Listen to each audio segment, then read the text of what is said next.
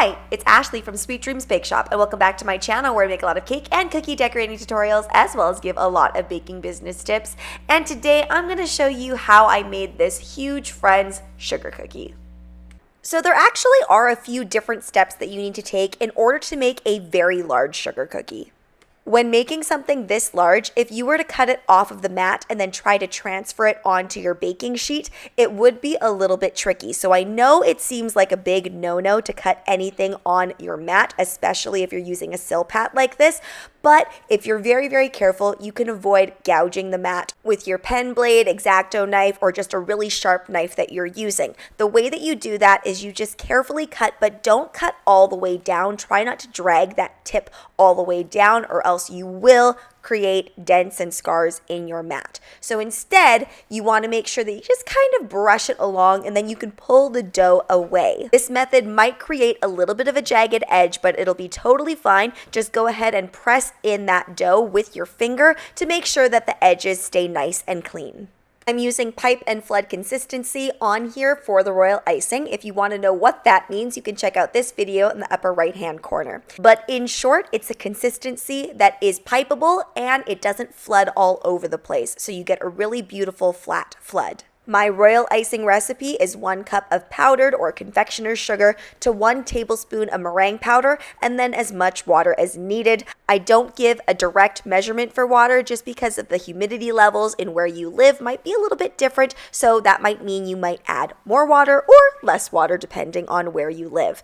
And my biggest tip for you is don't try to hand whip that royal icing. It works so much better when you do it either with a hand blender or if you do it with a KitchenAid stand mixer. The next thing you want to do when you're making a very large cookie is it's really important to dehydrate the layers. This is important too for smaller cookies, but it's even more important for something larger because one little bump of that cookie, if it's drying on your table without being dehydrated, it's going to create cracks, and cracks happen really, really easily with larger surfaces. For this particular cookie, because I was going to hand paint this, it was really important that I had no visible fissures because I can't really hide it. So if I had messed this up, I would have had to scrape off the whole white layer and then I would have had to start all over again. Also, dehydrating really helps black not bleed into the white. I used to make this mistake all the time where I would just go ahead and pipe directly on white icing that hadn't been dehydrated and I would get bleeding out of colors. Another tip, when you are dehydrating, which by the way, I dehydrate at 175 degrees Fahrenheit, you want to go as low as possible. That's how low my oven goes. You do not move that cookie off of that sheet. If you try to transfer the cookie from one place to another, it will break, especially because it's so large. And when you are dehydrating, you're essentially rewarming the cookie, which obviously is going to make that bond softer. So you will not move your cookie project until it is fully dry. Then it will be safe to move. For these black outlines, I'm using a tipless piping bag.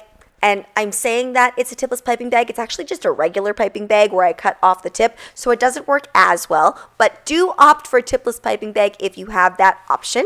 And then I'm going in with a very thickened black royal icing. You cannot use pipe and flood consistency for this or it's just going to go everywhere.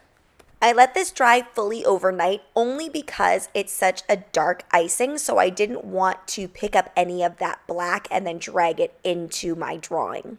I wanted to give this a watercolor look, so what I did was I actually took some of those edible paints and I mixed it up with just a little bit more vodka to thin it out, to make it more of a watercolor, because actually these paints are very, very good and they're quite pigmented. So I'm using it more so on the edge and then taking a little bit of vodka to drag out that color and give it more of a watercolor feel. You really don't need edible paints for this. You can just use gel food colorant, mix it with a little bit of vodka. If you don't want to use any alcohol whatsoever, you can also use lemon extract. A little bit goes a long way. Now, some people ask me, why do we use either of those things? The reason is because it evaporates really quickly and it doesn't have a taste. Both of them leave no taste behind.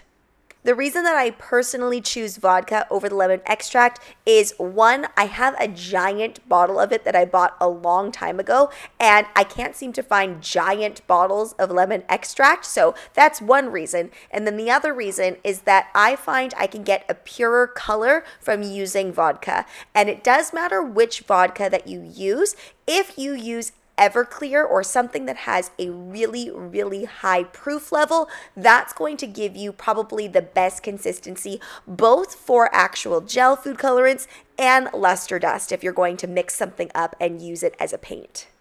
Let's talk about trying to blend colors together. So to get their skin color, and I know I cheated a little bit here, I used the same color for every single one of them. They don't actually have the exact same skin color. I tried a little bit to get some darker shadowing and went off of what I saw, but basically I used a mixture of yellow, brown, pink, and peach to get that color. I personally find skin color really difficult to nail, only because I feel like our eye is more forgiving for things like blues and purples and things that are like clothing, and it's less forgiving when we look at actual tones on somebody's face. But maybe that's just me.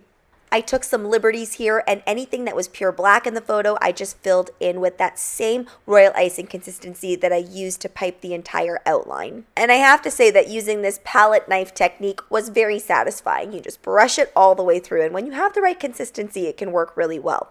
I decided that for the drinks and the milkshakes and the sundaes, I was going to go a bit punchier with the colors so that they stood out. My technique for this was similar to how I was painting everything else, where I outlined the outside really, really dark, and then I drag the color out. But instead of dragging it out with more vodka, I used a little bit of white food colorant mixed with vodka to drag out that color.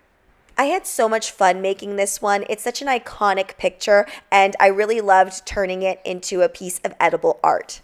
Thanks so much for watching, guys. Don't forget to like, share, and subscribe so you can be part of the Sweetie fam. Right now, I'm uploading weekly, so make sure you hit that notification bell so you know when I upload.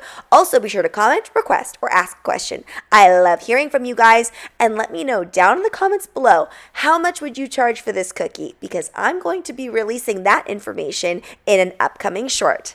Bye!